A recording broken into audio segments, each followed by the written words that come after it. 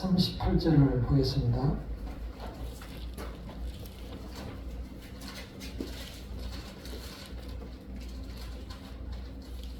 마가복음 8장 38절. 누구든지 이 음란한 증언하는 세대에서 나와 내 말을 부끄러워하면 인자도 아버지의 영광으로 거룩한 천사들과 함께 올 때 그 사람을 부끄러워하리라. 주님의 자녀로 온전히 확신 속에 살아가라는 얘기가 되겠죠. 베드로후서 2장 4절을 보겠습니다. 385페이지.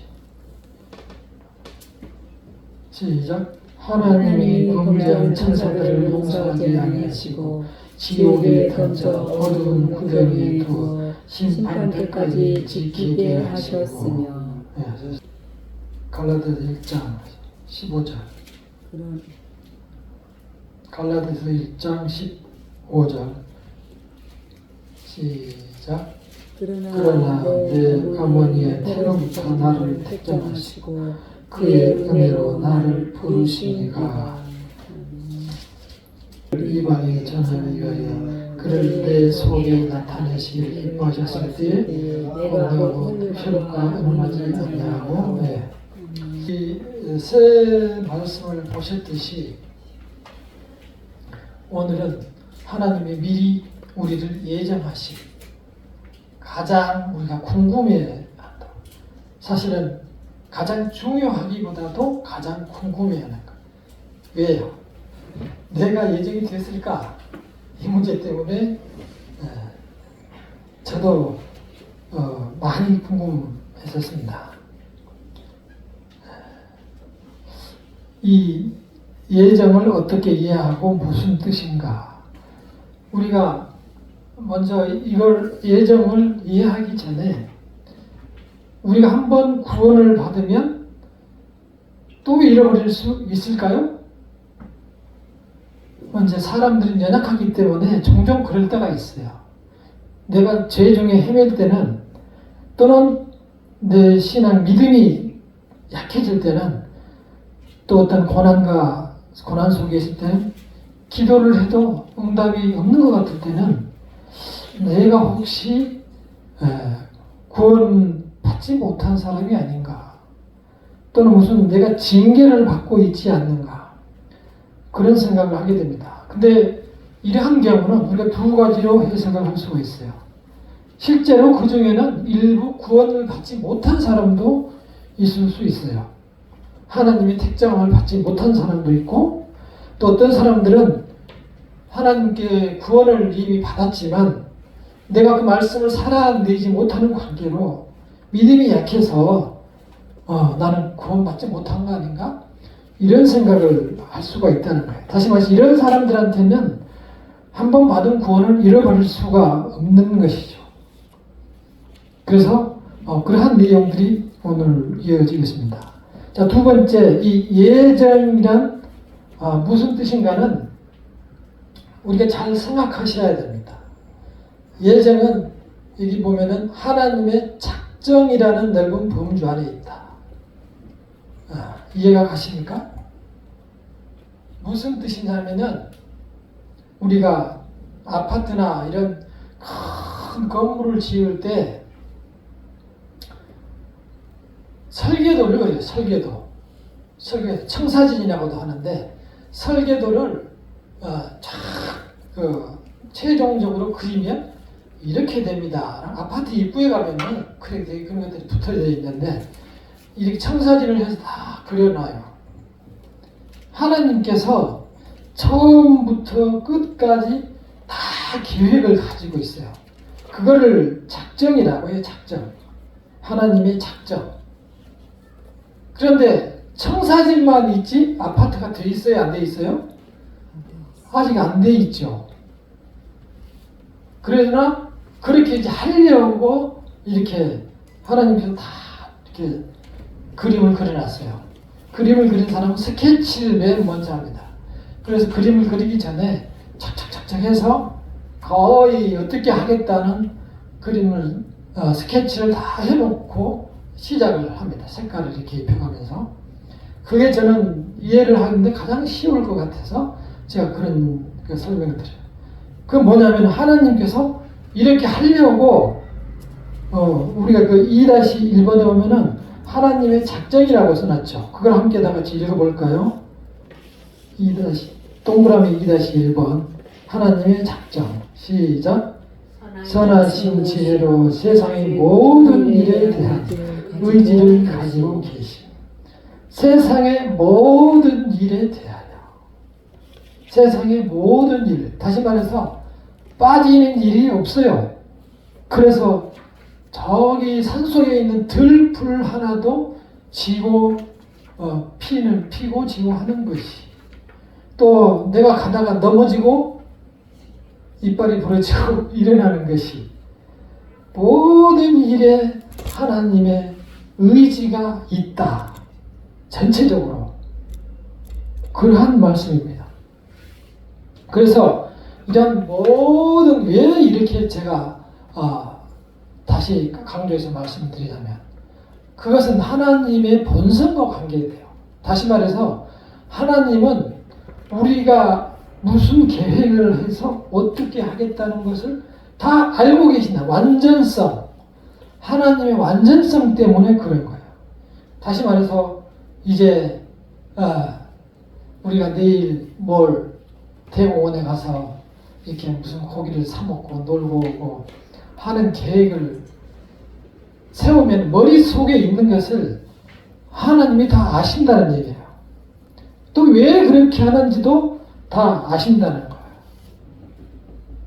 자, 그렇다면은 왜 이 나쁜 짓을 하는 인간들도 있느냐? 하나님이 놔둬버리는 거예요. 놔둬버려요. 허락하시는 거예요. 그 중에 가장 대표적인 게 뭐예요? 죄. 죄까지도 하나님이 버린 사람들, 또는 이 인간에게 이 죄를 하나님이 예를 들어서 그걸 통제를 혼자 해버린다면, 죄를 지치 못하게 하나님께서 다 한다면 그 죄에 대한 책임도 하나님이 져야 되는 거예요. 죄에 대한 책임을 하나님이 져야 돼요. 잘못한 것을 하나님이 하게 했으면 하나님이 져야 돼요. 그러나 그 선택을 우리 스스로 하게 할 때 그 끝을 하나님은 다 알고 계신 거예요. 그것을 지금 하신 하나님의 선하신 지혜로, 결국 그 나쁜 짓, 죄 같은 경우는 하나님께서 그 일부러 그걸 시킨 것이 아니고, 그래서 맨 앞에 보면 선하신 지혜로, 하나님께서는 그 속성 자체가, 하나님의 성품 자체가 그 안에 일체의 점이 없어요. 흠이 없어요. 잘못이 없어요. 어두움이 없어요. 그래서 그 어두움 자체, 죄 자체가 없는 온전하신, 그 온전하신 성품을 가지고 있는데, 그래서 선하신 분은 한 분이시니라. 예수님이 그렇게 대답을 하시고, 하나님이 선하신 분이라 이렇게 말씀하시는 거예요. 하나님 그 선하신 지혜로 이 세상 모든 일에 대한 뜻을 가지고 있단 말이에요. 그러면 선하신 분이기 때문에 어려운 일 속에서 그 사람을 아까 얘기한 대로, 오전에 한 대로 패망하게, 너 한번 자빠져라, 한번 망가져라 이렇게 해가지고 하시겠어요?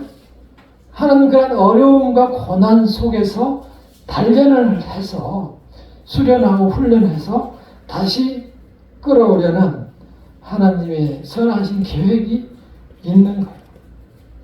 그래서 이 작정이라는 것은 우리 모든 우주와 인류에 대한 스케치다.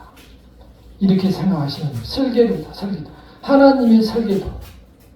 그러나 그러한 죄악은 인간이 찾아서 가되 하나님이 허락한 것이지 시킨 건 아니다. 그러한 미리 그 어떤 작정에 대한 뜻을 아시고 보셔야 돼요. 자, 그러면 지금 그거 써놨네요. 제가 작정은 하나님의 지혜와 영원함과 효과적임과 불변적이고 무조건적이고 포괄적이고 죄도 허용적이라고 써놨잖아요. 작정은 이런 것이라고 써놓은 거예요. 그래서 피조물의 자기결정을 방해해야 된다는 뜻이면 피조물이란 우리라고 봐야 되겠죠. 인간들이 죄를 지어도 허용한단 말이에요. 허용. 한번 죽어봐라. 허용. 그리고 그 결과를 통해서 하나님이 선택된 백성에게는 결과를 통해서 다시 데리고 오고 조종하고 관할하고 너 이리 와. 억지로 와서 멱살 잡고 끄집어 데리고 오는 거죠.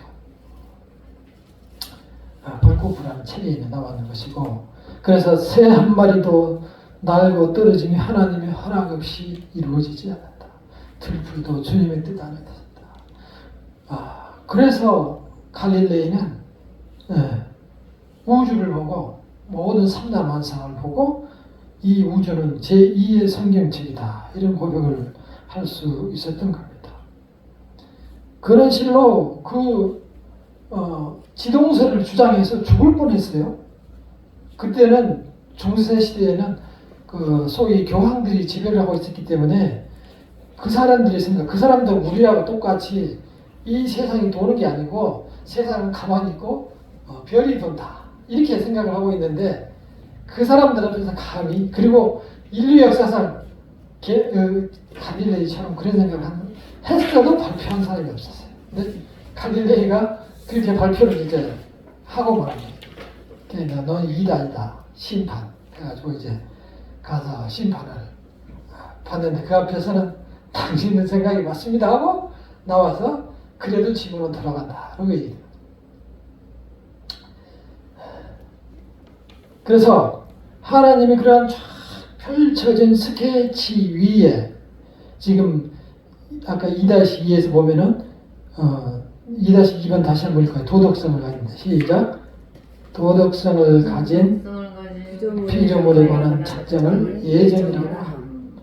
그러니까 모든 삼라만상에 대해서 하나님이 지구의 종말까지 다 계획을 하고 계시는데, 그 중에서 도덕적인 판단을 하는 피조물 누구죠? 인간, 천사, 사탄, 또 인간으로 오신 예수님, 거기까지를 그 사람들에 대한 계획을 예정이다. 그 예정을 적용할 때는 이 도덕적인 피조물에만 적용해서 쓰는 말이라는 뜻이에요. 무슨 말씀인지 아시겠죠? 그러니까 우리는 그 예정이라고 하면 뭐 이렇게 감나무가 이렇게 폈다가 지는, 그건 작정 속에, 하나님의 작정 속에 있는 것이고, 사람이나 인간이나 사탄이나 인간 예수님, 이런 분들에 대한 하나님이 계획하신 바, 그것이 예정이다. 그래서 모든 그러한 하나님의 작정 속에 인간과 천사와 사탄과 예수님에 대한 것이 예정이다, 이렇게 이해하시면 되는데, 자 3번에 보면은 그 예정 속에는 선택과 유기가 있다. 이게 좀 무서운 거죠. 선택이라고 밑에 동글베리 1번 써진 걸 한번 다 같이 읽어볼까요? 선택 시작. 인류 중 얼마든지 쓸 것이라는 구원하시기를 작정하신 하나님의 계획. 그래서 이게 이제 하나님의 고유한 권리인 것입니다. 토기장이가 그릇을 하나는 장독으로 쓰고 하나는 이 컵으로 쓰고, 그 만들 권한이 토기장이한테 있는 것이에요. 하나님께 있는 거예요.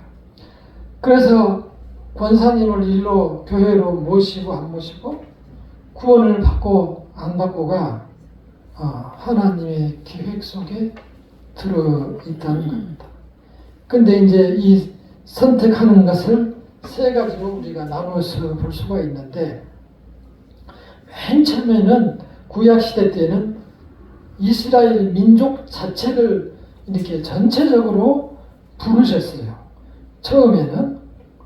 그리고 많은 시간을 이제 하나님께서 직접 그들을 인도하시다가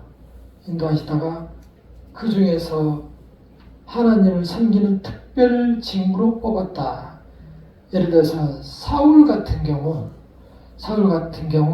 이렇게 개별적으로 부르시는 사람들이 있어요.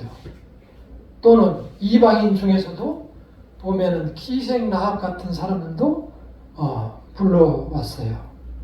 또 룻기에 나오는 그 여인처럼 이방인 중에서도 불러오는 사람이 있었어요. 하나님께서 그러한 사람들을 들어서 하나님의 능력과 하나님께서 이 세상을 이끄심을 보여주는 그러한 분이십니다. 다음에 세 번째의 선택하는 그 형태를 보면은 후사가 될 자녀로서 기인에 대한 선택. 누구죠? 후사가 될 자녀? 우리들이죠, 우리들. 후사가 될. 소위 말해서 상속자가 될 자녀들, 그들에 대한 선택이 이 세 가지 형태로 성경에서 보면은 선택이 이루어지고 있다. 이렇게 말씀을 하고 있습니다. 이러한 모든 계획은 이미 하나님이 그 전능하심 때문에, 완전하심 때문에 이미 아주 오래전부터 하나님의 계획 속에 있었다는 거예요. 그래서 많은 시편과 사도 바울의 성경을 보면은 영원 전부터 하나님께서 우리를 부르셨다고 그렇게 기록을 하고 있습니다. 이 유기는, 그러니까 유기는 어떤 사람을 이렇게 벌받게 두셨는데 공의의 하나님이다, 이런 표현은 좀 이해가 어려운 것 같죠. 그거예요. 그러니까 왜 이러한 표현이 나오냐 하면은 아담으로부터 태초에 만든 사람, 아담과 하와 두 사람이 범죄했어요, 안 했어요? 두 사람이, 그러니까 태초에 만든 인류부터 다 죄를 범했고 그들도 에덴 동산에서 쫓겨났어요. 죄를 지어서 쫓겨났어요. 그러니까 모두가 죄인인 거야. 모두가 죄인인데 그 죄인 중 일부를 선택하셔서 하나님의 자녀로 삼으셨어요. 그게 이제 우리 같은 사람들이고, 그냥 그 죄인 중 일부는 죄를 밖에 놔뒀다. 죄가 있으니까. 그래서 공의의 하나님이라고 말하는 거예요. 그러니까 일부를 버렸다고 해서 하나님이 참 무심하시다, 무서운 분이다, 불공평하시다, 이렇게 할 수가 없다는 거죠. 왜냐하면 태초부터 인간은 범죄한 인간으로 지금까지 살아왔기 때문이죠. 우리는 늘 내 자신이 깨끗하고 나 같은 사람만 있으라고 그래. 법 없이 이 나라 온 세상이 깨끗해집니다. 이렇게 자신 있게 얘기하지만 하나님의 그 완전하심과 깨끗하심과 거룩하심과 전지전능하심을 기준으로 볼 때는 모든 사람에게 실제로 죄가 있고 그 죄를 해결하지 않으면 하나님 앞에 나아갈 수 없다는 것을 전제를 두고 이러한 말씀을 주시는 겁니다. 그래서 사람에 대해서, 하나님의 백성에 대해서, 성도에 대해서 누가 구원을 받았다 못 받았다 우리는 논할 자격이 못 되는 거예요. 단지 우리는 우리가 이렇게 하나님의 자녀 됐음을 스스로 고백할 수 있는 믿음을 주셨다는 것을 깊이 감사하고 그 은혜를 붙들고 이 세상을 이겨나가시면 크게 행복을 누릴 수 있습니다. 아멘. 이 세상에서 우리가 이만큼을 살아보면서 그럴 거예요. 모든 것이 내 뜻대로 안 돼. 그리고 도대체 하나님은 왜 나에게만 축복을 안 주시고 가끔 불러도 대답을 안 하시는가, 이렇게 생각을 많이 하는데요. 이 말씀, 오늘 배운 말씀대로 우리가 하나님의 선택과 유기 중에서 딱 두 가지 길이 이렇게 갈라 있잖아요. 선택과 유기 두 길 중에서 일부는 버리고 일부는 선택을 받았는데 그쪽으로 분류가 됐다는 사실이 대단한 은혜 아니겠어요? 따라서 우리는 그 구원받은, 선택자로 구원받은 그 은혜를 감사하면서 이 세상에서 모든 일을 접하고 일을 행하고 또한 내일을 계획하고 실행해 나가고 할 때 그 은혜를 생각하며 살아가면은 우리는 더 큰 은혜를 누릴 수가 있습니다. 아멘. 왜냐? 선택한 자녀는 성령께서 함께 하시기 때문입니다. 처음에 말씀드린 대로 한번 구원을 받으면 구원을 잃어버릴 수 있는가? 구원을 잃어버릴 수 없다는 거죠. 하나님의 선택하는 틀림이 없기 때문입니다. 오늘은 여기까지만 하도록 하겠습니다.